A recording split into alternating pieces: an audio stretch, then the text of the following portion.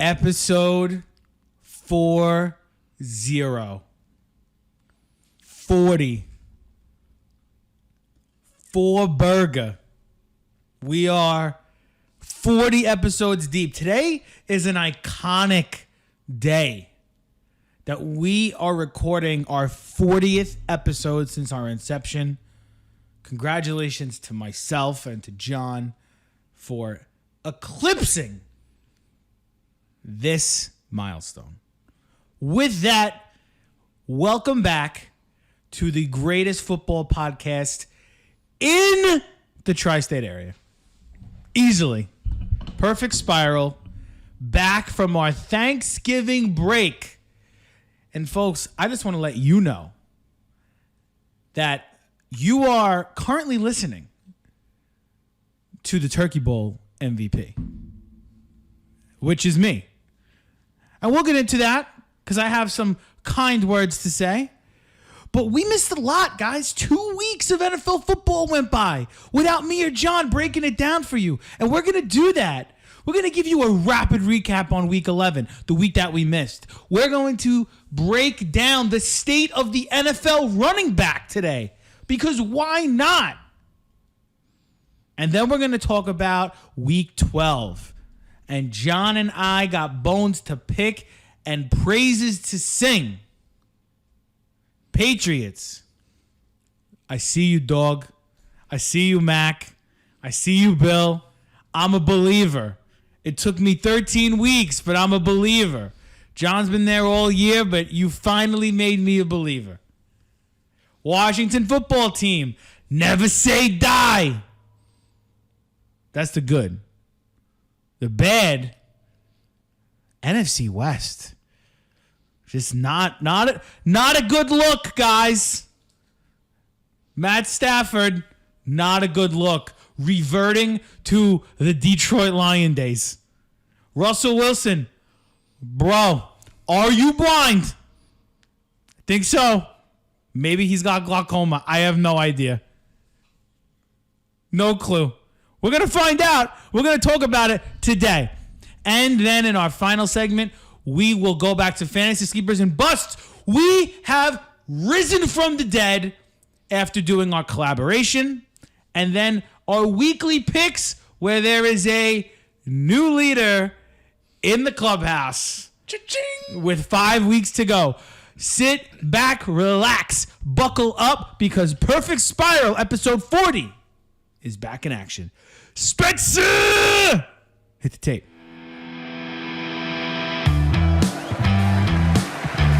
You play to win the game. Touchdown! Can't wait. John. We just had 3 different versions of Joe right there. Yeah, baby. We had Podcast Joe. We had Turkey Bowl MVP Joe, which we have to get to. And then we had Dr. Joe, who is aggregating that Russell Wilson has glaucoma. Well, it's that performance last the other night. Oof. It should be questioned. Oh, God. Welcome, everybody, to Perfect Spiral, episode number 40. My name is Joe Miglio, and my co-host next to me, John McCarthy.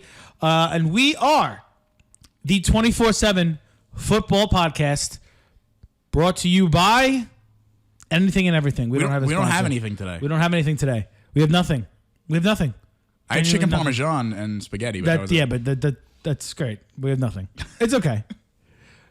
John, how are you doing today, folks? I'm doing pretty good. It's been a while. It's been a couple weeks. Refueled, reloaded. I feel like it was a good, breather. And now I have a lot of energy today. Mm-hmm. I'm ready to come back, and I'm ready to lay down the smack. Well, that was the first week we've taken off since we started this whole thing. Yeah. That's wild. Yeah. Well, for you. For me, yeah, it was the first week. I've had a couple of breaks because of vacation, stuff like that. But yes, for you, it was your first. How do you feel? Do you feel refreshed? I do, honestly. I've been honest. I texted you on Monday. Yeah. That I was like, Joe, I'm ready to go right now. I know. Like, let's just do this right now. Well, listen, a lot has happened.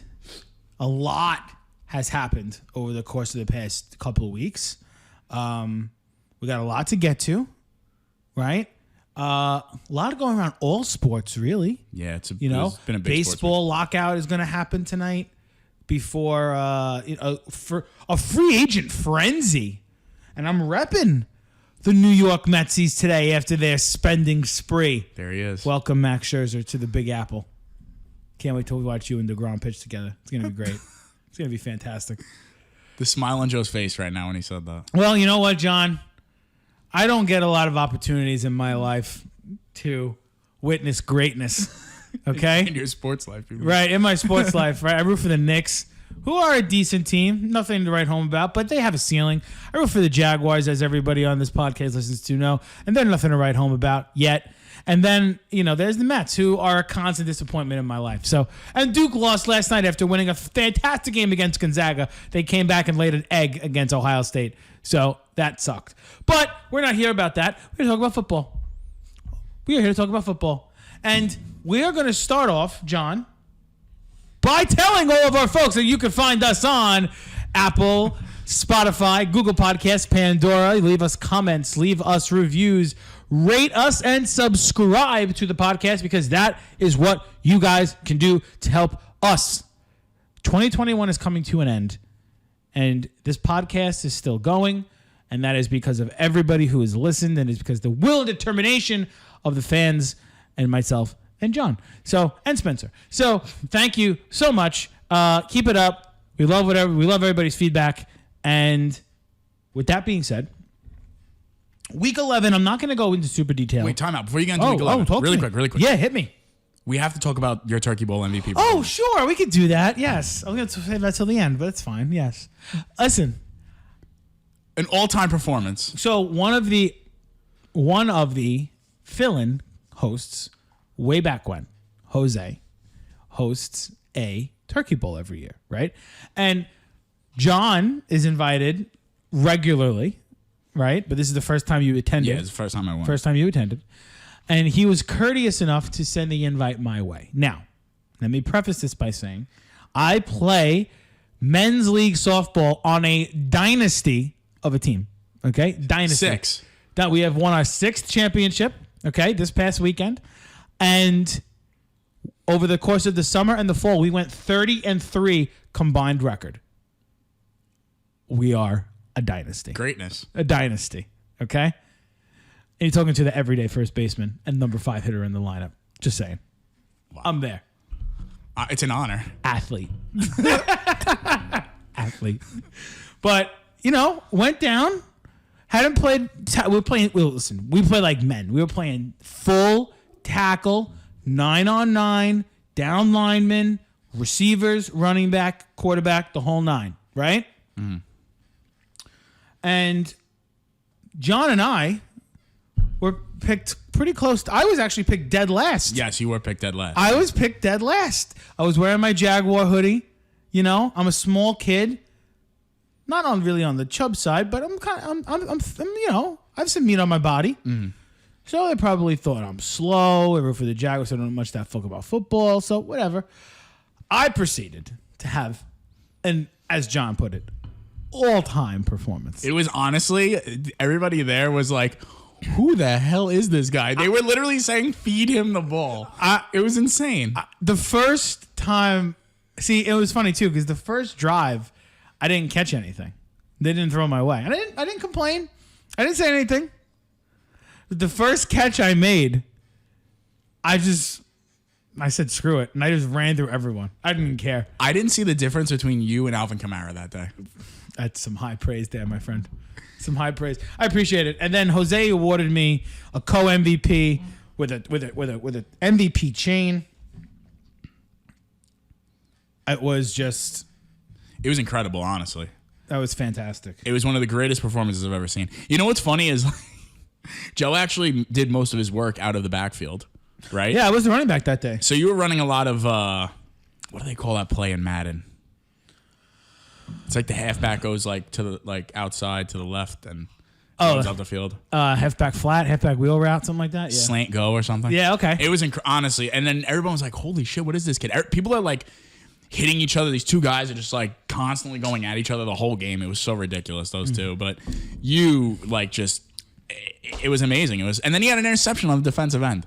Oh, I baited the quarterback into that so bad. You did. Baited him. Clean pick. I do want to say, I didn't say this. I do want to say, okay, over the course of that game, The receiver that I covered did not make one catch the entire game. You were locked down corner, too. Literally did not make one catch the entire morning. So you were Casey Hayward, too. It was one of the better days I've had. Your boy over here had 3 catches for 10 yards and a fumble. Just so everybody knows.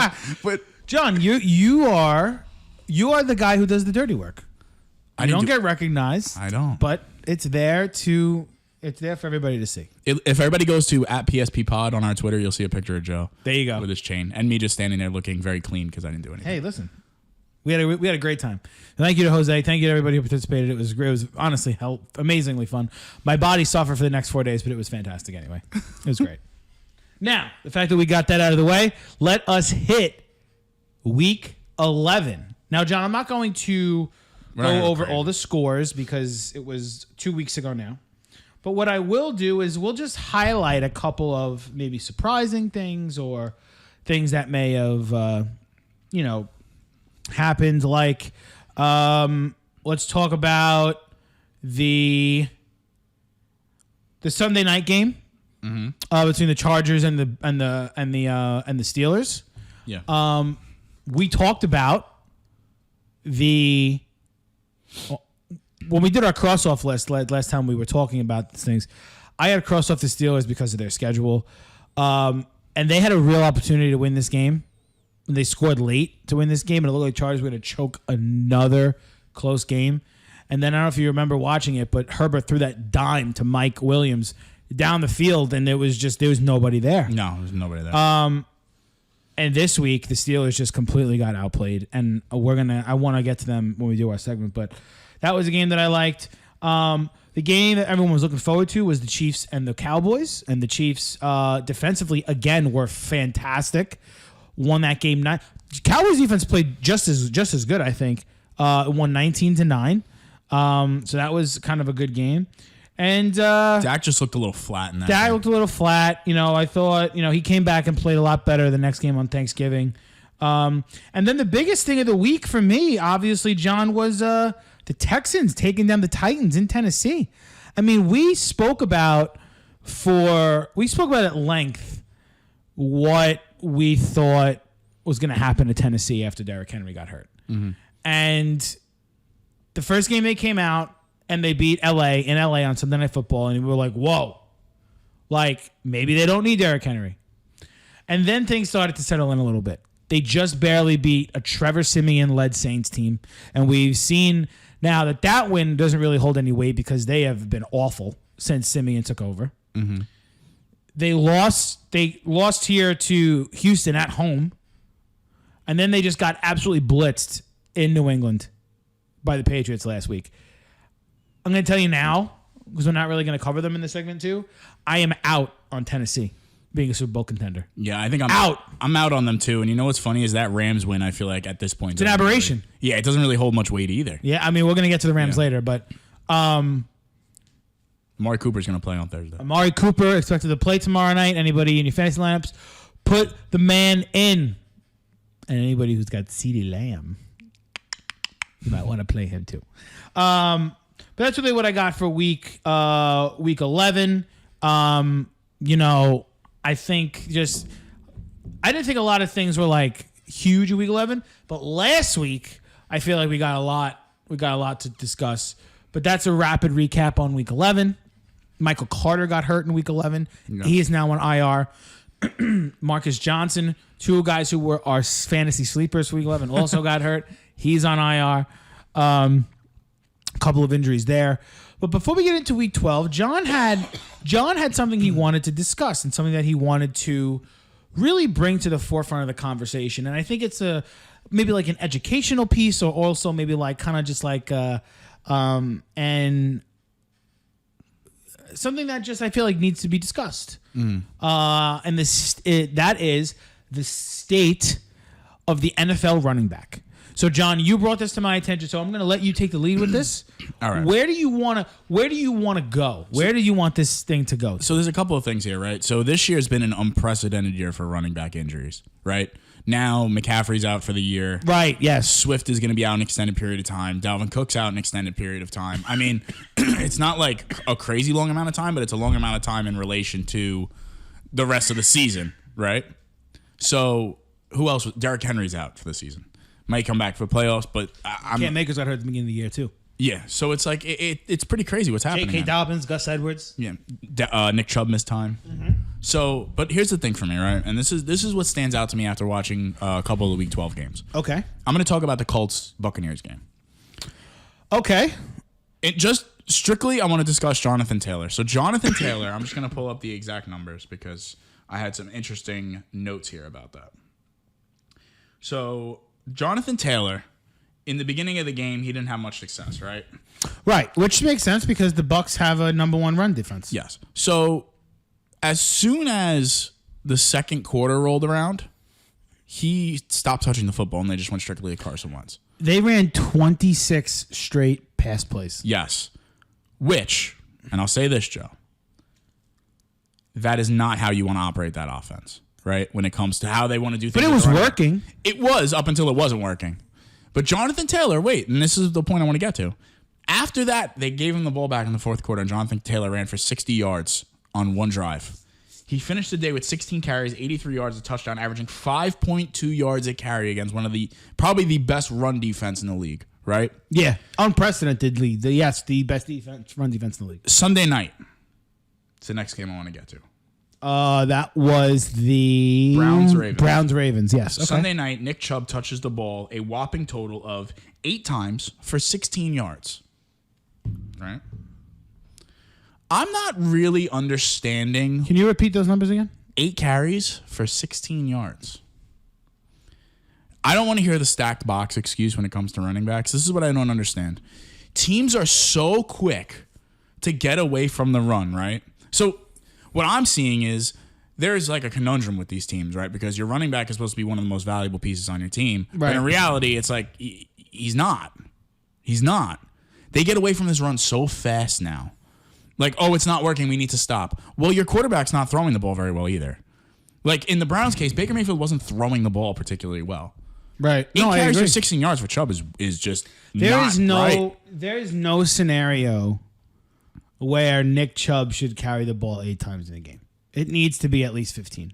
I don't care. Of course. I don't even care. And this is the thing that I don't understand about this whole thing. Is it, let's say the teams are stacking the box with 8-9 guys. You have to keep running the ball to give the defense the thought that you're going to run the ball. Because if you don't run the ball and you stop running the ball, that takes your whole play action playbook out of you're because now the defense is not going to believe you're going to run the ball. Mm-hmm. You're right. You know, like you're talking about the Browns. Let's stick with the Browns.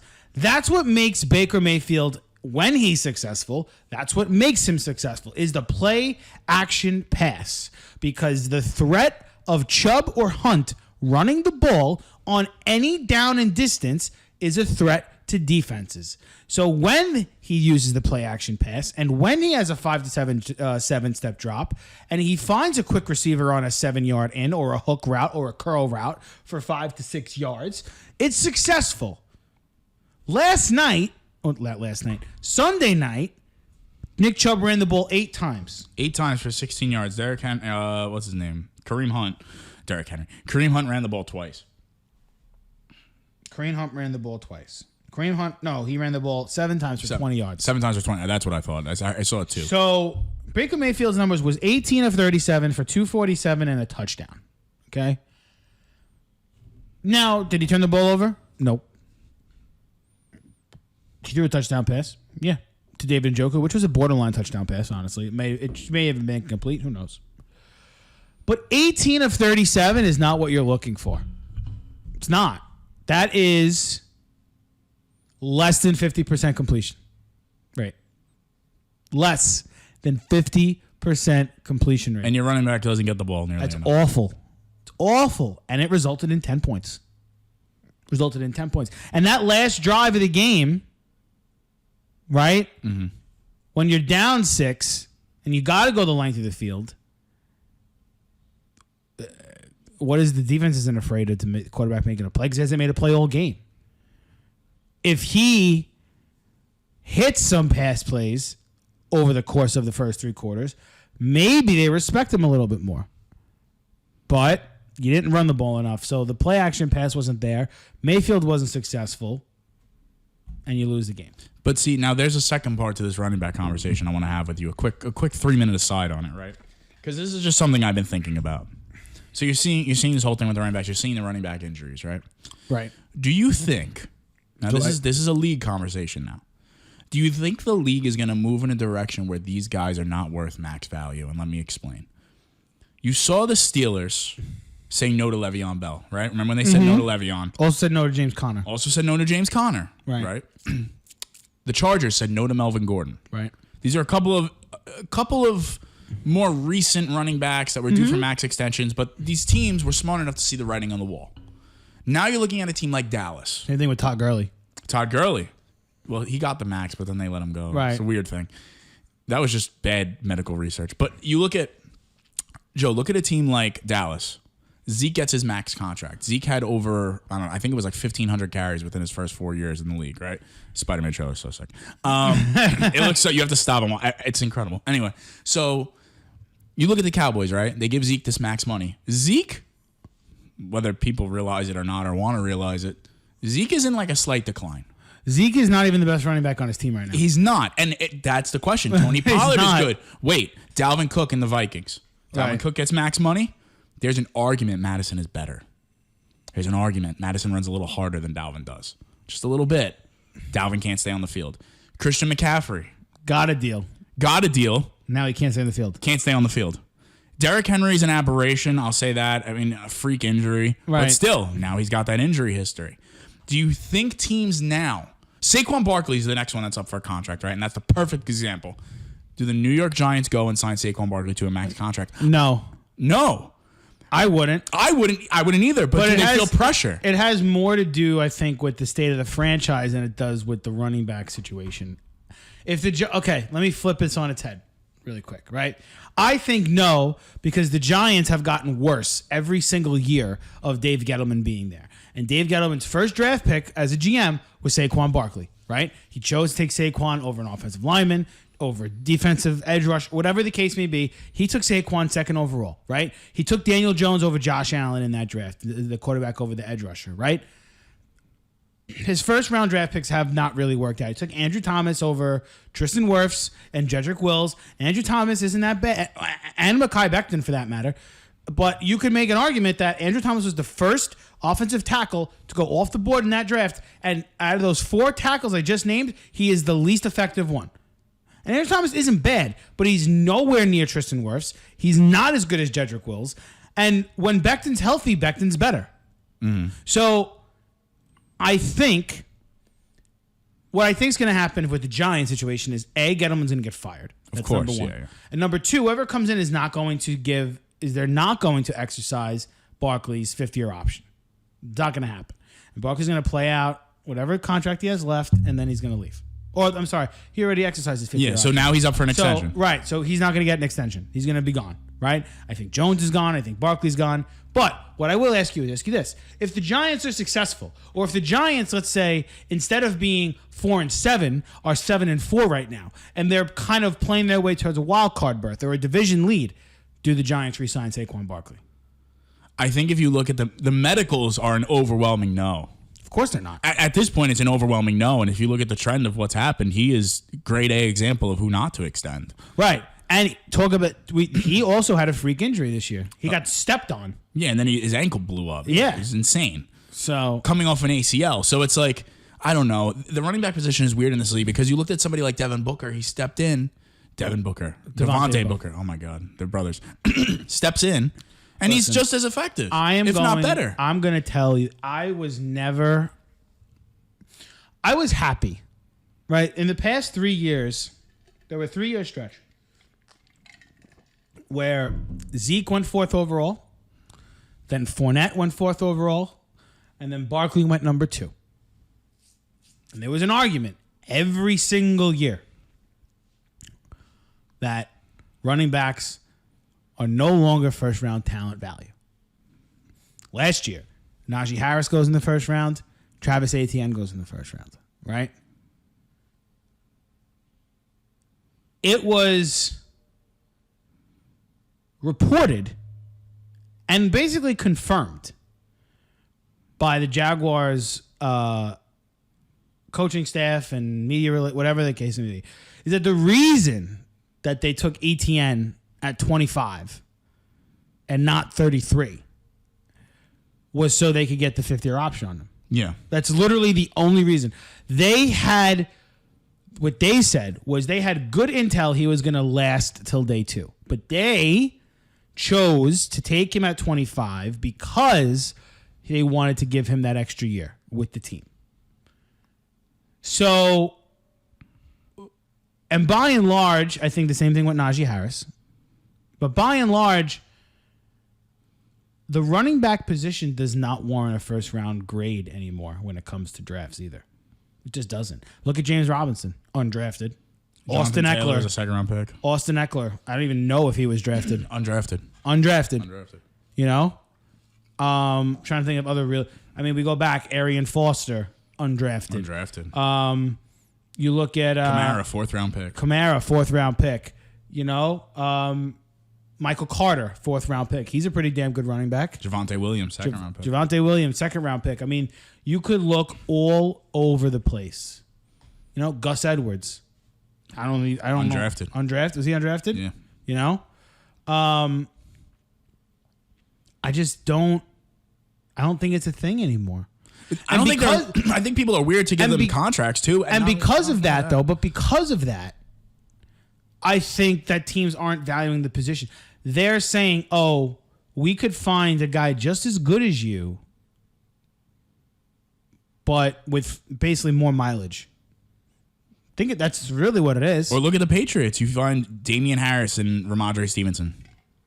I know. I mean, like, the position is in a weird spot. It's scary because back in the 50s and the 60s and even the 70s, the running back was the focal point of the offense. And even the early 90s. Well, for some teams, yeah. Terrell Davis. Right. Sean Barry Alexander. Sanders. But I don't know. I think 10 years from now, the 3-down running back will be a thing of the past. I agree. And I think the way that Dallas uses Zeke and Pollard are going to be... I think you're going to see good teams try to sign 2 running backs. 2 good running backs. Like, legitimately.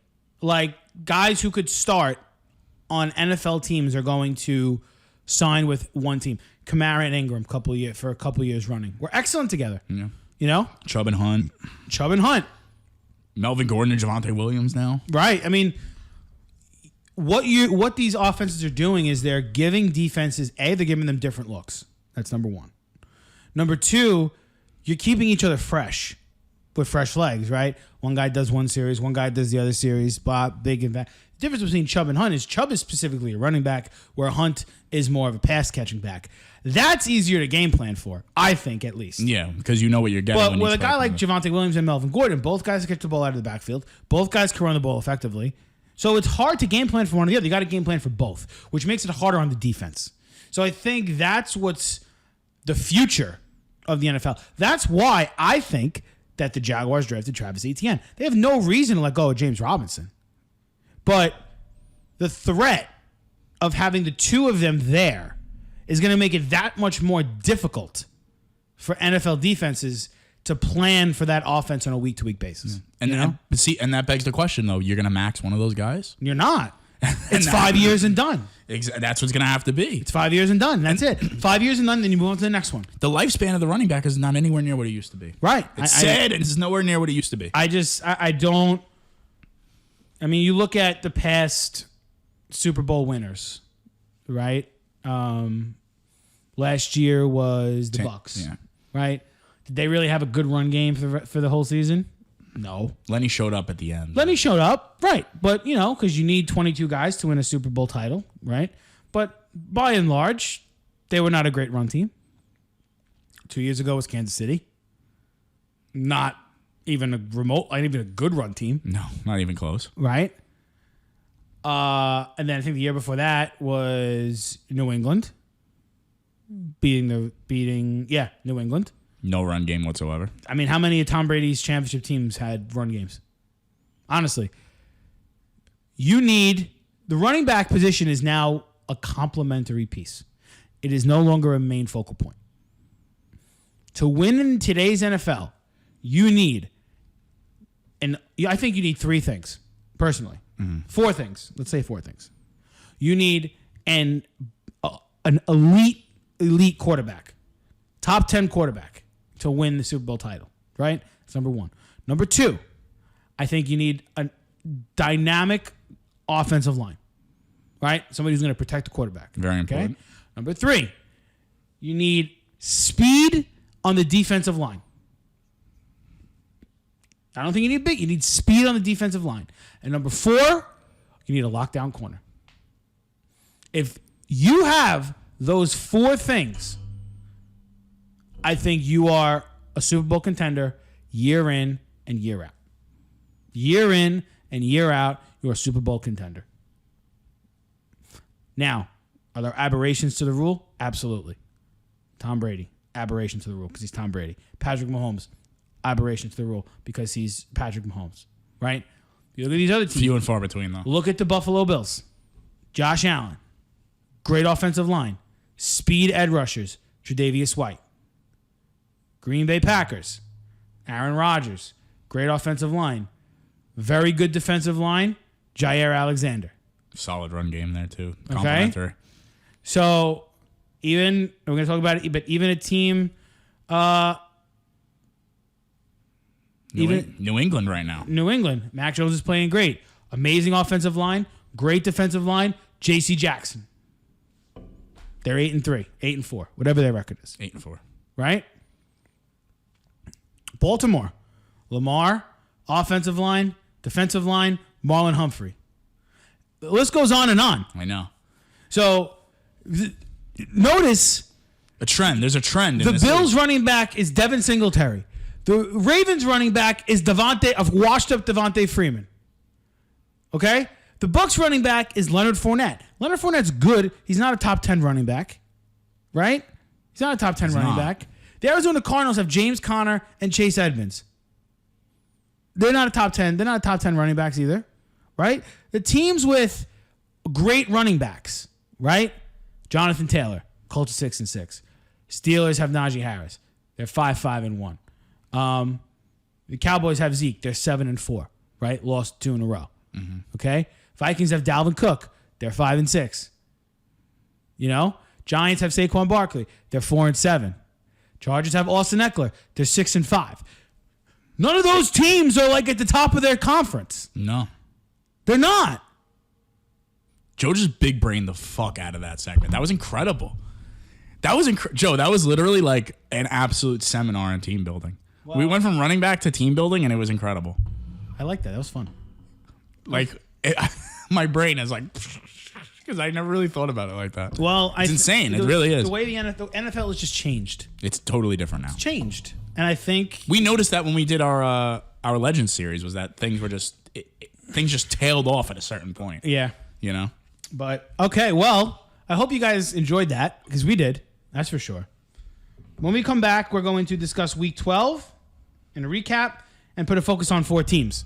So stick with us. We'll be right back. Hey y'all, Spencer Blinn, the producer for Perfect Spiral Podcast, and you're listening to my band Hollow Choir's new song, What You Want. Available now on Spotify. What you want? Okay, John. Yo. Segment number 2. We're here.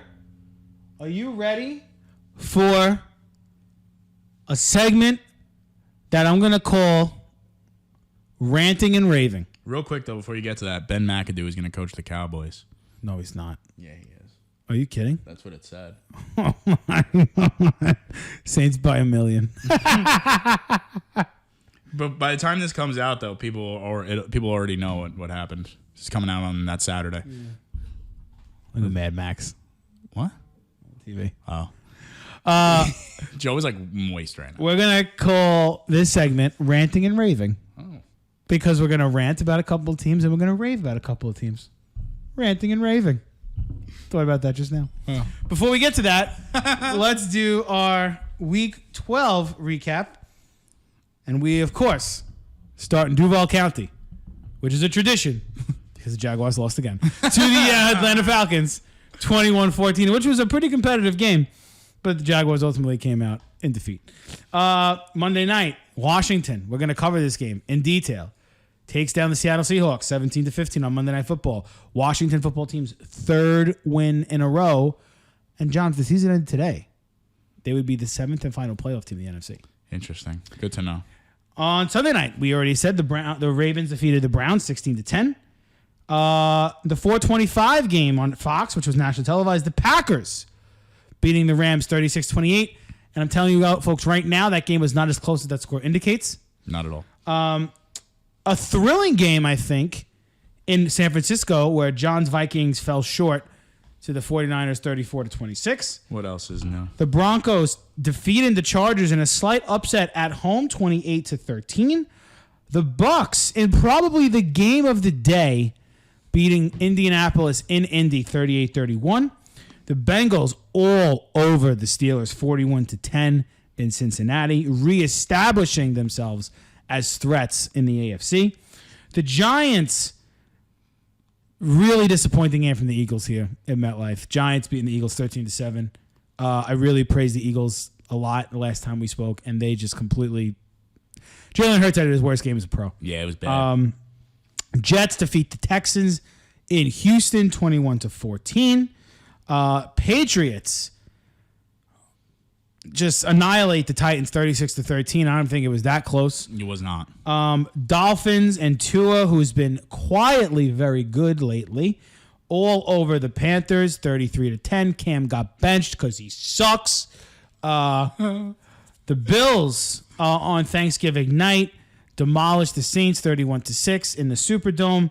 The Raiders beat the Cowboys in Dallas. That's 4 losses in a row for the Cowboys on Thanksgiving, 36-33. And the Bears narrowly beating the Lions 16-14 on the early game, in which was probably the worst managed 2 minutes I've ever seen from a head coach in my entire life.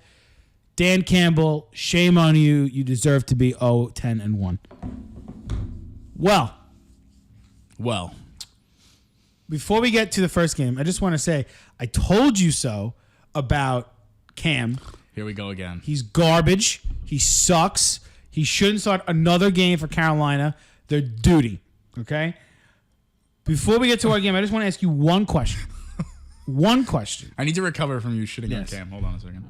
One question. Go ahead. Tua Tagovailoa has been nothing short of excellent since he's come back from an injury. Okay? Do the Dolphins, who have now won 4 games in a row and play probably the Daniel Jones-less Giants this week, have a chance at an AFC wildcard spot? Do they? Yes. 100%. It's kind of funny, though, how this team turns it around after all those Deshaun Watson. They were rumors got- 1-7. Yeah, they were 1-7. All the Deshaun Watson rumors were coming out. Tua's confidence was shot. Honestly, Joe, I have to give credit to 2 people. Okay. I got to give credit to Brian Flores.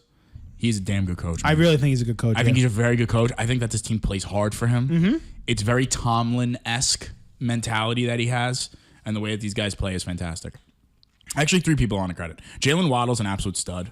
77 catches. Nobody's talking about him. He's going to catch 100 balls this year. He is. And it's like, oh, Jamar Chase. Jalen Waddle has been arguably just as good, and the last few weeks, better than Jamar Chase. And Tua Tagovailoa, man, we thought he was dead to rights. He's been excellent. He's been really good. He's been very good. There's a few things. And he's been accurate. He's been accurate. I think he's like 82% or something Yeah. the last few weeks. There's obviously he still has a lot of growing to do, but if I'm Miami, man, right now, if this season ended today, I'm staying put. I'm running it back one more time. I want to see. Yeah. I want to see. And they look good, man. They look good. So, just wanted to get your thoughts on that really quick. But first, let's go to Washington. Taking the plane to Washington. Landover, Maryland, to be exact. Oh, where okay. on Monday night, that's the freshest games in our mind, The Washington football team defeated the Seattle Seahawks 17-15. Washington survived a very late rally by the Seahawks where Seattle scored with, I think, like 15 seconds left in the game, and Washington defended the 2-point conversion, and then they recovered the onside kick. Well, they didn't recover the onside kick, and then that was a weird ending. It was deemed a penalty, so they had a re-kick, and then Washington. It was just crazy. The game was drunk. It was nutty. But here is the moral of the story. We're going to cover both teams in this game. I'm going to cover Washington, and John's going to cover Seattle. And I think John's going to have a lot more to say, so let me go first. Yeah, definitely. Okay? Let me first off by start saying this. This Washington team has a ceiling. Okay? I think they're a first-round exit team at their ceiling this year. Mm-hmm. Okay? Their defense is starting to come around, I think. Minus Chase Young. And they gave up 15 points this week. Last week, they gave up 21 points to the Carolina Panthers. The week before that, they gave up 19 points to the Tampa Bay Bucks at home. Okay, their defense has been very good as of late. So that's one thing. And then before that, they gave up 17 points to Denver in a loss. Okay, trying to see. Right. And they gave up 24 points to the Packers. So they haven't given up over 24 points since week 7. It's now week 13. Mm-hmm. Okay. Their defense is starting to come around, right? And you saw that post-game speech, Ron Rivera's post-game speech. He's hyped up. Team's playing hard. Another great coach, man. Another very, very good coach. They got some weapons on offense. It seems like they finally emphasized giving the ball to Antonio Gibson a little bit more, which opened up the offense a little bit. Mm-hmm. They got Logan Thomas back. You got Scary Terry on that offense. That team is playing hard. And I'm telling you now, I am not ruling out the division for that team. I wouldn't either right now. They still have to play Dallas twice. If they beat Dallas twice, the division is in their hands. If they beat Dallas twice. Big if. To me, is Taylor Heineke a guy that could get the job done on a week-in, week-out basis? No. But he's playing with a lot of confidence right now. But here's the reality. This offense is not good enough. It's not good enough. They're going to have to be carried by their defense. If their defense, look at the beginning of the season, their defense didn't show up and they started off 2-6, right? Their defense played well lately. Now they're 5-6. So this team is clearly run by their defense. And now more than ever, and we said it at the beginning of the year, John, I'm going to say it again. I want to see this team with an elite level quarterback. I want to see this team with a top 10 quarterback under center, because I think with a top 10 quarterback under center, this team is a Super Bowl threat.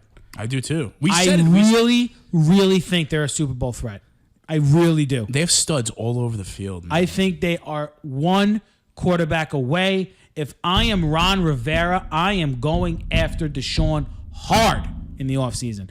I'm going after Aaron Rodgers hard in the offseason if he doesn't stay with Green Bay. Hard, John. And maybe they go after a guy on the team we're going to talk about next. It's an interesting one. That would be something. Any one of those guys, though, make them an immediate Super Bowl contender, I think. I agree with you. They're very good. Listen, everybody thought that Tampa Bay game was a little bit fluky. Tyler Heineke only shows up against Tampa, blah, blah, blah, blah. Then they go to Carolina. Then they go, win in Carolina. And then they come home and beat Seattle. And Seattle's not good. Let's just get that out of the way. They're not good. But they still won a game that they needed to win. In Seattle. No, it was home. They were in Washington. Oh, I thought they were in Seattle. Listen, they're playing very, very, very, very hard. They're getting healthy at the right time. I wouldn't be shocked if they make the playoffs. I do agree with you, though. I think they're a first-round exit team, but I think that they definitely play a team hard. This week, they're in Vegas, which is a huge game for both teams. They're in Vegas for this week. Then they're home to Dallas. Then They're in Philly. Then they're in Dallas. So they play Dallas two out of 3 weeks. Yeah.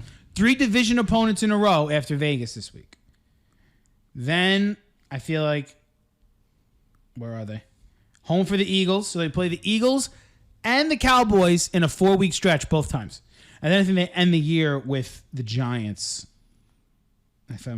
Yes, they're in New York. The division is right there for them. So they play 5 division games to end the season. Now I'm going to tell you right now. Okay, John, they're not going 5-0 in those 5 divisions. No, they're not. Not happening. Not happening. If they do, they'll win the division. Simply put. But I don't with 5 division games in a row to end your season, I do not think you can afford to lose to the Raiders in Vegas this weekend. I don't think you could afford to. Because then what you're asking is because that puts them at 5-7. You're asking them to go 4-1 against in 5 division games for them to finish with a 9-8 record. Yeah, it could be tough. Which is not easy. If they win in Vegas, they go 6-6. Then you say, okay, go 3-2, and you're 9-8. That's doable, I think. With Philly twice, the Giants, and Dallas twice. Yeah, I think that's very doable. I think that's doable, but they have to win this weekend. It's a must-win this weekend. Huge game. Huge for both teams. For the Raiders, too. Raiders' playoff hopes are still alive, so they need to win this game, too. But I'm really impressed at what Washington's done. Their defense has come alive. William Jackson played a great game this past Monday against DK Metcalf. And I know Johnny's going to get into that a little bit more. But they're starting to come. The Watch football team is coming. They're coming. And I'm kind of excited to see where they're going to end up. So are you ready? Hit me, baby, because I covered this game. I could not make sense of what they were doing on offense. Couldn't make sense of it. So first and foremost, I'm going to start with this. Shane Waldron is not a good offensive coordinator. I'm going to tell you that right now. Sean McVay disciple. Yeah, not a very good offensive coordinator, but that's not the only issue with the Seattle Seahawks. It is time to blow this team up. And I'm talking trading all of your pieces away. Pete Carroll needs to go. The game has passed him by. Listen, Pete Carroll is an enigmatic coach, right? Love hearing him talk. Love hearing him speak, right? He's charismatic, man. He's fun to listen to. But I'll tell you one thing. The game is just not for him anymore. Russell Wilson is clearly not healthy. You really think he's not healthy? I don't think he's healthy. I don't think that thumb is good right now. I just think he's playing poorly. Listen, before the season, there was all this talk. Oh, the offensive line. He wants to go. Russ wants out. You know why Russ wants out? I think he saw the writing on the wall. That this team is bad. This team, listen, we got lost. See, everyone always loses themselves with Seattle, right? Seattle starts off hot the first 7 games of the season. Then they forget what their offense is, and they change everything up. It's mind-boggling. They let Russ cook for like 7 weeks, and then they stop. They move their offense to the run. Carson gets hurt. It's almost like a script. It's almost like watching the same movie over and over and over again and knowing the exact outcome. Except this year, they're not making the playoffs. No. They're done. They're done. They're 3-8. They're done. Absolutely done. Even if Russell Wilson was still there, I still think they're done. Right? We've seen this before. This team, granted, in the last few years, you want to say they made the playoffs, they won double-digit games, fine. But you know what I'm going to say? I'm going to say that they've been mediocre. There's been some really, really bad organizational decisions that have come to this point. They do not own their own first-round pick. That trade for Jamal Adams was horrific. And you know what's funny is I spoke to somebody else about this today about Jamal Adams. And you know what I said? I said, you know what? Was Jamal Adams good? Or was Jamal Adams the product of being on a bad team and being the only player that there was highlights of? Because you know what? I've seen enough of Jamal Adams to know he is not worth what they paid for. No way. He's a box safety to the max. Which they knew, though, when they traded for him. Horrendous in coverage. He is terrible in coverage. They trade their first-round pick, right? They don't have a first-round pick this year, and they're 3-8. They drafted Rashad Penny in the first round, which everybody was like, who? Rashad Penny cannot stay on the field. Pete Carroll has to put a weekly report on whether Rashad Penny may or may not play. And even if he plays, he has 4 carries. It's terrible. Alex Collins is useless. They just don't draft well, man. They don't draft well. That's one thing they haven't done in a long time. Except for DK Metcalf. But they don't have first-round picks. They trade away all their first-round picks. They always think they're playing big brain. Who's their best first-round pick over the last couple of years? DK Metcalf. DK Metcalf was a second-round pick. A second-round pick. But that's their best pick in the last few years? Listen, this team is stuck. And you know what I'm going to tell you? I'm going to tell you there's 3 teams right now in the league. 3 teams in the league. I'm pulling up my notes now. Okay. There's 3 teams in the league that own multiple first-round picks. And if I'm Seattle, this is where I'm going to send Russ, to one of these 3 teams. Okay. Well, the Jets, not really, because they have Zach Wilson. The Jets have 2 first-round picks. The Giants have 2 first-round picks. Right. And the Eagles have 2 first-round picks. Now, Russell Wilson has a no-trade clause in his contract. He would have to waive it. It's time. It's time. Start the rebuild. You were just talking about Washington, though. Washington, too. I would love to go to Washington. What if he goes to Denver? Listen, the teams that miss out on Aaron Rodgers, because ultimately I'm going to say this about Aaron Rodgers. I'm saying this right now on this podcast when it comes to Aaron Rodgers. Aaron Rodgers is not leaving Green Bay. Simply put, he's not leaving Green Bay. I don't think he is either, but okay. I think that team, they're the best team in football. If they win the Super Bowl and you leave, it's either he's going to retire. I think he retires if they win the Super Bowl. Yeah, it's either he retires or he stays in Green Bay. It's one of the two. I don't think he goes somewhere else. Russell Wilson, on the other hand, now we're cooking. Now we're cooking. And there's a few teams out there, man, that I would take a chance. Do you on really Wilson. think that the Jets wouldn't trade for Russell Wilson, even though they got Zach Wilson? No, because they're a stupid organization. They wouldn't do it. Though. They're a stupid organization.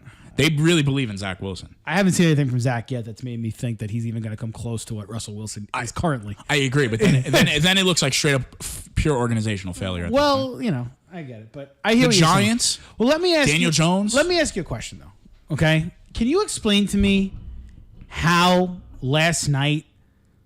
I keep saying last night. How Monday night he wasn't even looking at Metcalf or Lockett. He's not even looking in their direction. Dwayne Eskridge had more targets in the third quarter than Lockett and Metcalf combined. It was very bad. Are we kidding? But is that Russ or is that the offensive scheme? Russ is the quarterback. He gets to decide where he throws the ball to. And it's not like Metcalf wasn't open.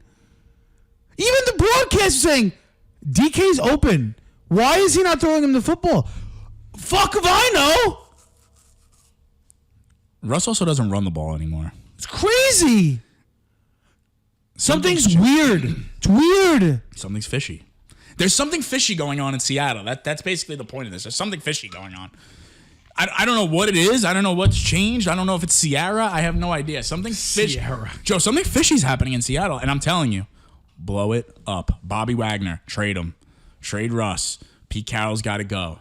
I agree with you. I think they need to change. They need to change. You're not a Super Bowl contender. No. You weren't a Super Bowl contender the last 4 years either. You got to the playoffs. You had a couple of nice little games. They lost to John Wolford last year in the playoffs. Yeah, listen. They lost to John Wolford last year in the playoffs.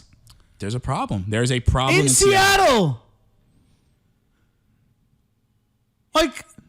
That's crazy. John Wolford. Yeah, that was a bad game. He lost to a backup quarterback in the playoffs last year. Oh, no, wait, Jared Goff came in that game. Remember, Wolford got hurt. Wolford got hurt on the first drive, and then Goff came in. Oh, is that right? Yeah, whatever. I mean, it doesn't matter. He still started that game. Goff is terrible, as we know. You lost to Jared Goff in the playoffs at home. It's bad. But I get what you're saying. It's got to end at some point. Well, I agree with you. I want to navigate to another NFC team, NFC West team, who we have not really talked about at all during this season. We have not.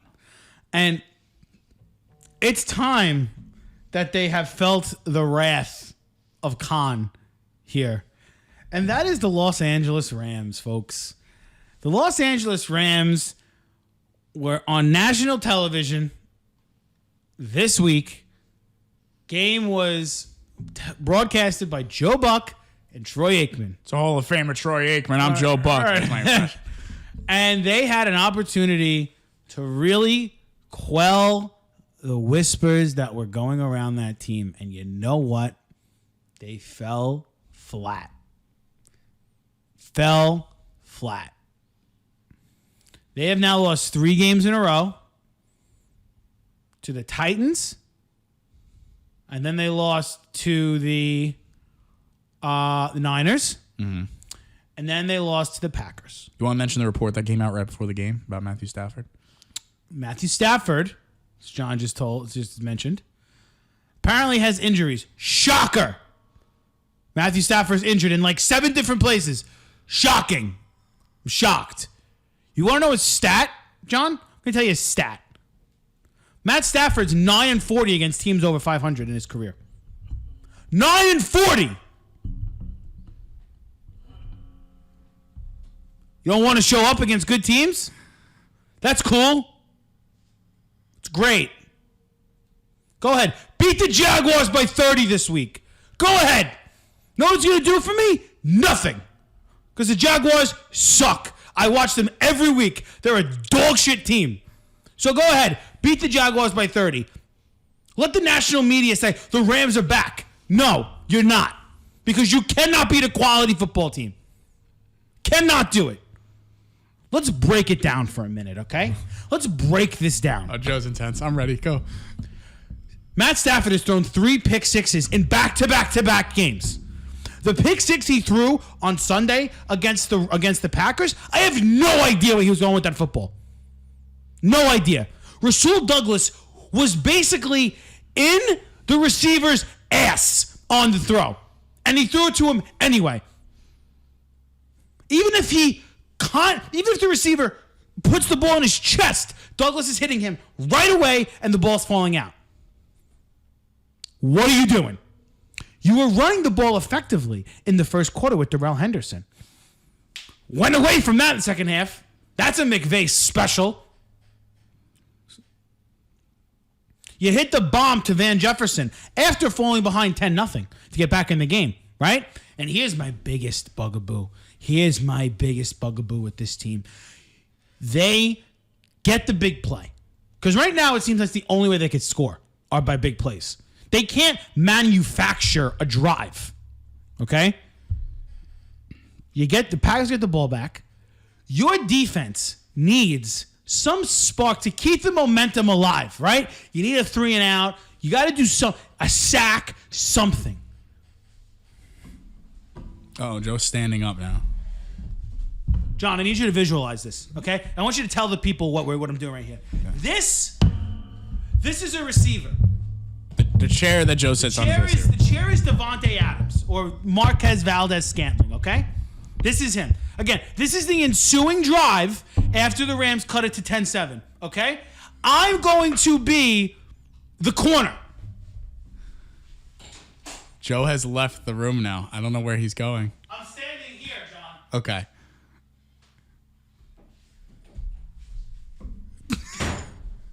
He's playing 15 yards down the field off the ball. Why? What are you afraid he's going to break your ankles from another zip code? The defensive scheme is horrible. Horrible. Okay? I think your mic came out. Oh, my mic went off. Yeah, it did. It's all right. Where is that? My mic went off for a minute. It's all right. That's because of how like heated I'm getting. But what I was saying was they're giving Aaron Rodgers 5 to 7 yard passes like it's no big deal. Like it's nothing. This isn't Zach Wilson. It's Aaron Rodgers. Taylor Rapp, who is their safety who replaced John Johnson, is terrible. Troy Reader, who has filled in decently, has had a horrible month of football. This team has lost 3 games in a row, okay? And the last thing I'm going to say is Sean McVay, who has been heralded as this new, wonder kid. My dude doesn't make adjustments. Ever. Does not make adjustments. Goes into halftime. Writes on the board. We're down 20-10, guys. Just keep doing what you're doing. We'll be fine. No, you're not. No, you're not. And remember how we always say at the Rams, they don't care about their draft picks? You know what the Rams don't have on their team? Depth. They don't have depth. They're extremely top-heavy, and they have nothing underneath that top-heaviness. Oh, that's awesome. We got Matt Stafford. It's great. We got Cooper Kupp. Yeah, we got Robert Woods. We got OBJ. We got Jalen Ramsey. We got Aaron Donald. That's fantastic. What do you got after Aaron Donald? What do you got after Jalen Ramsey? I'm curious. And no, my ass crack doesn't count. Not a good football team. Wow, that was incredible. That was incredible. We lost audio feed because of how incredible that was. we lost audio feed. Anything you want to add? Yeah, I do want to add one thing about about the Rams. You know what also is another like reoccurring factor with them? Not understanding medicals on players. Because the report that came out on Matthew Stafford was that this is a chronic back issue. That's not okay. People forget Matthew Stafford took an absolute beating in Detroit. An absolute beating. Yeah, because they were terrible. Like, that man is hurt. And, like, he looked great the first few weeks, but, man, and you saw this the last couple of years with him in Detroit, he'll look good for 6-7 weeks, and then the season wears on him. And you know what? It's a longer season, 17 weeks, going into the playoffs. They're a team this team needs a first-round bye, Joe. They're not getting it. Bye. And they're not going to get it. And you know what? It's sad because I don't know if Stafford's if he's going to be able to finish a season like this. Like, he's going to finish the season, but he might be ineffective. Listen, I'm going to tell you something. And this is their big signing. I'm going to tell you something right now.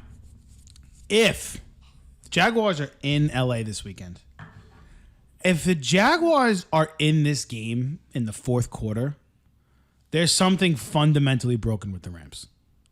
Fundamentally broken with the Rams. There is. They should beat the Jags by 40. They really should. The last time I said that about the Jaguars, they beat the Bills 9-6. So who the hell knows? But still, 3 losses in a row. This is what they call a get-right game. Now, again, I am on the record saying I do not care what the score is of this football game. I am not going to be impressed if the Rams beat the Jaguars 40-3. Not going to be impressed. You should beat the Jaguars 40-3. Anything less than a 20-point victory to me is a loss in my eyes. Even if it's a W in the win column. You can't beat San Francisco. You lost to Arizona. They play Arizona in Arizona the week after Jacksonville on Monday Night Football. And Arizona should be healthy by then. And Arizona's going to be healthy by then. So that's a 13-point spread. That's the game. That's the game. That Arizona game next week. That's the game I need to see some semblance of life from that franchise. Because you are trading everything to win now.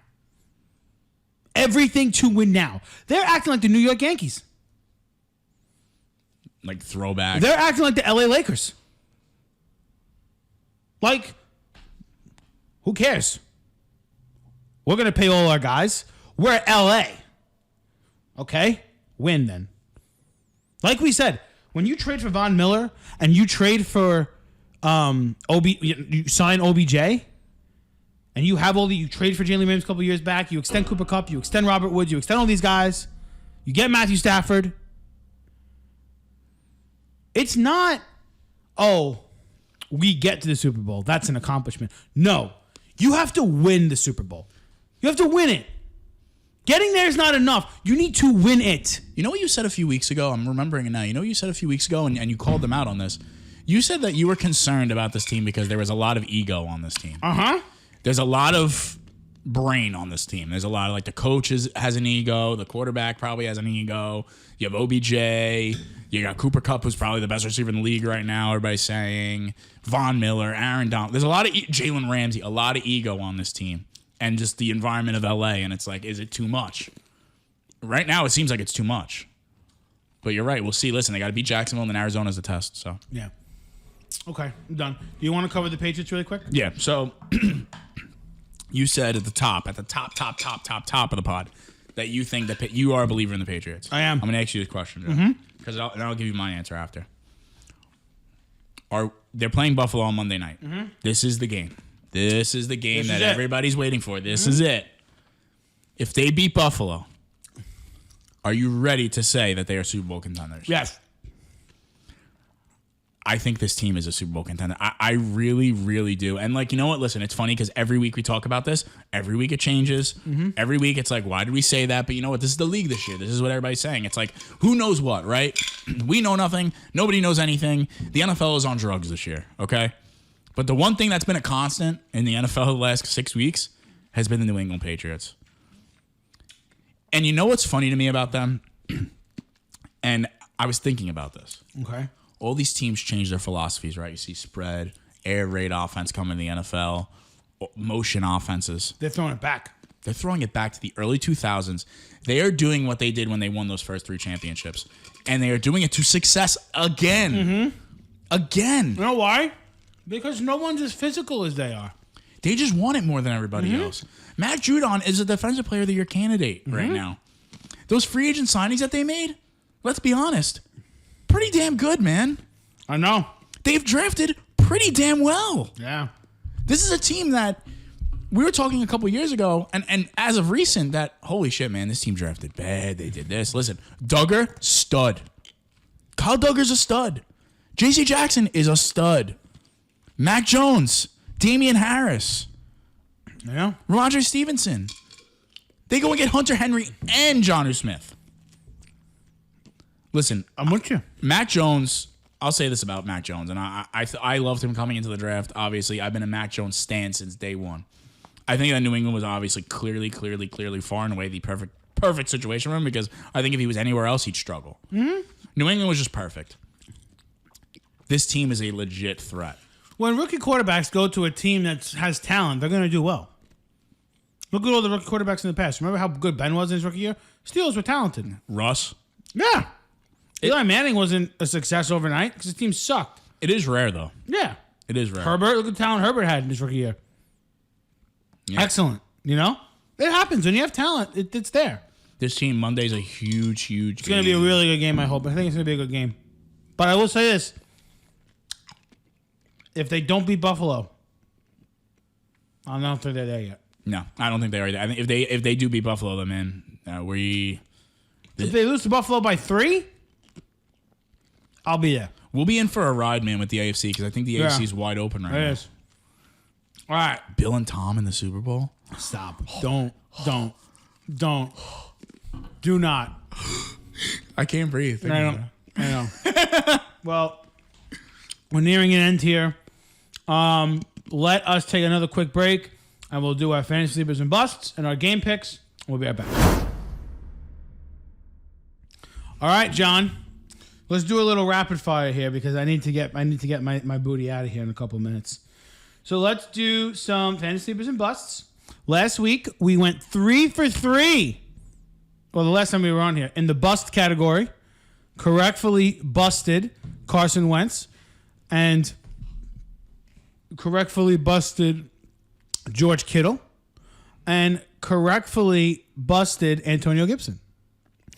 We did not. We were 0 for 1 on sleepers with 2 incompletes. Michael Carter incomplete because he got hurt. Marcus Johnson incomplete because he got hurt. Mac Jones was a sleeper. Did not do that great against Atlanta, even though they won 25-0. Mac had literally nothing to do with that game. And I lost to Joe by 0.02. Because why? Because I started Mac Jones over Justin Herbert. Well, that's when Herbert played the Steelers. Idiot. Anyway, this week Joe's on his high horse now. we're going to collab a little bit. Again, I like the collab. I do too. So we got week 13. Okay. Do you have any sleepers and busts for this week? So, I am going to give you... I have a running back bust. Can I give it to you? I have a running back sleeper, so go ahead. Okay, excellent. You're going to kill me again, but I'm going to incorporate the Jaguars again in here. Darrell Henderson, fantasy bust. Yes, he's on my team. Is he really? Yep. Oh. You do this every week. I didn't even know about that. But no, honestly, Jaguar run game, run defense has been good. They struggled the past couple of weeks against hybrid guys like Cordell Patterson and Deebo Samuel. But the Rams don't have a guy like that on this team. They have Darrell Henderson and Sonny Michel. So I think the Rams are going to try to throw the ball on the Jaguars. Very bad pass defense. Very bad safeties. So I think Darrell Henderson's not going to be really a big part of the game plan. So he's going to be my running back bust for the week. My running back sleeper of the week. Okay. Tevin Coleman. Whoa. For the Jets. Tevin Coleman is going against a 26th ranked rush defense. Kevin Coleman got a little busy last week. 16 carries, 67 yards, 4.19 yards a clip. Okay. All right. Listen, that team's got to run the ball, man. They have to run the ball if they even have any chance of being successful. Right. Carter was electric before he got hurt. I know, he was good. He was great. So, Tevin Coleman, man, he's stepping into that spot. I think he has a nice game against Philly. I'm actually starting him in one league. Sleeper quarterback. Sleeper quarterback. Matt Ryan. Interesting. Against the Tampa Bay Bucks at home. Division game. A game that Atlanta needs to win to stay in the wild card race. Last week, Carson Wentz was well documented. The Colts threw the ball on Tampa Bay 26 times in a row with success. Carson Wentz had 3 first-half touchdown passes. I expect the Falcons to do a lot of similar things and look for Kyle Pitts to have a big game. Interesting. So Matt Ryan is my quarterback sleeper. That's your quarterback sleeper. Right. Okay, my quarterback bust Okay. of the week. Yes. I can't believe I'm going to do this because he's my quarterback. But you mentioned it earlier, and it makes a lot of sense. What? I'm going to go Joe Burrow. Ah. I'm going to go Joe Burrow. This team the last few weeks has decided they wanted to lean on the run.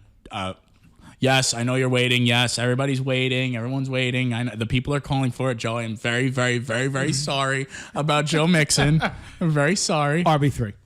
Very sorry. But this team has the last few weeks leaned heavily, heavily, heavily on the run game. Joe Mixon has something like, 12 touchdowns in the last 8 weeks or something? Yeah, it's insane. Absurd number. Yeah. He's going against a Chargers defense that horrible against the run. Ranks first against pass. Ranks first against pass. Decent, very, very good pass defense. Right. I'm going Joe Burrow. I'm starting him in a game I need to win. But I think that's smart, though, that you calling him as a QB bust. I think that's smart. Wide receiver / tight end, sleeper and bust. You got anything for me? wide receiver sleeper? Yeah, or bust. Well, the Chargers, by the way, are the 5th ranked pass defense. 5th ranked. Okay, ranked. sorry, I apologize. Wide receiver I sleeper. got a wide receiver bust. All right, give me your boss. I'll give you my sleeper after. Stephon Diggs Yeah. going up against J.C. Jackson on Monday night. The Bills' offense is very hit or miss, and I feel like this Patriots defense is really going to get home against Josh Allen, or at least try to, and they're going to force him into some bad throws. And J.C. Jackson's a shutdown corner.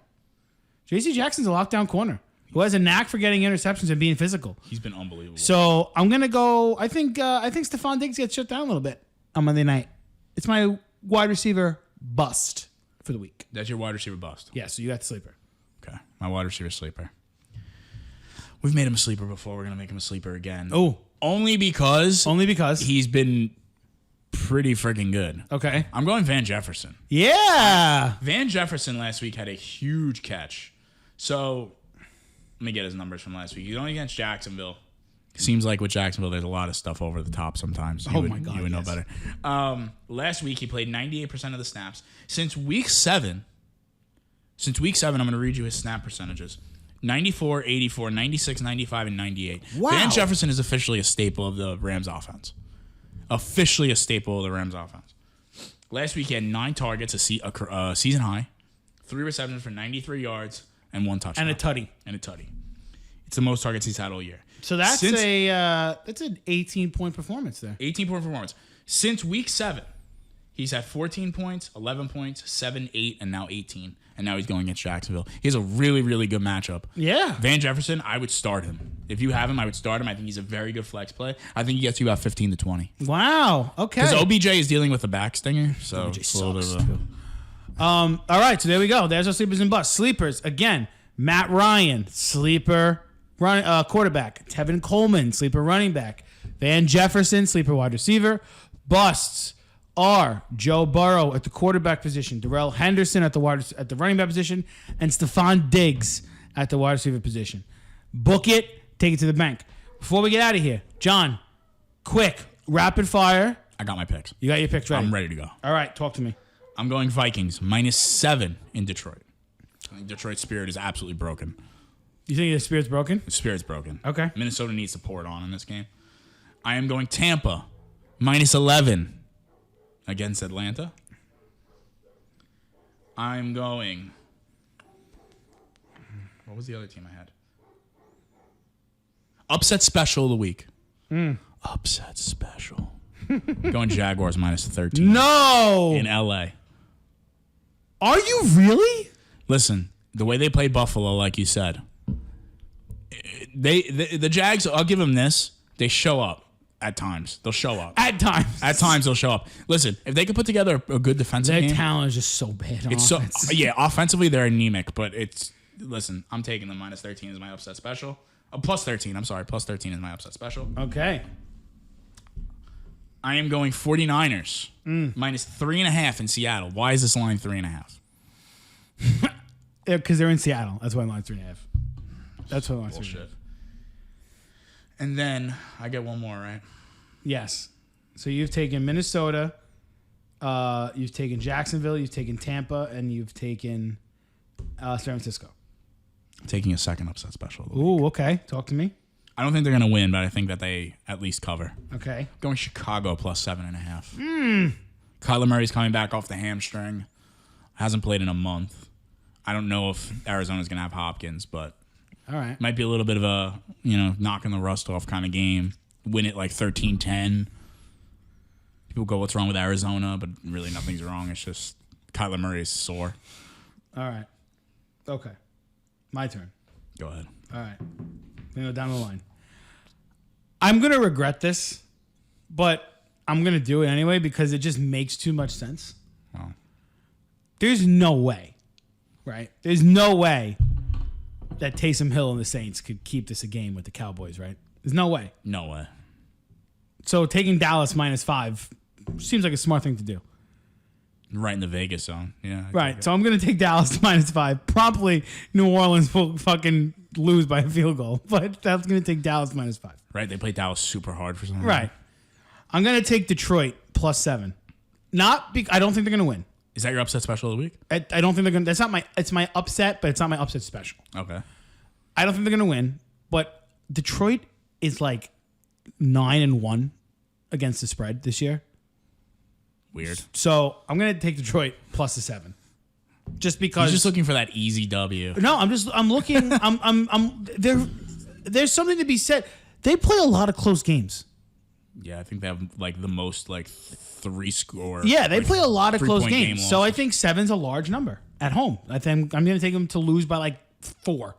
All right. So that's what I'm going to do. I'm also taking the Bucks -11 because I think, I was impressed with how they won in Indy, and I think they're going to win by a comfortable margin in Atlanta. Oh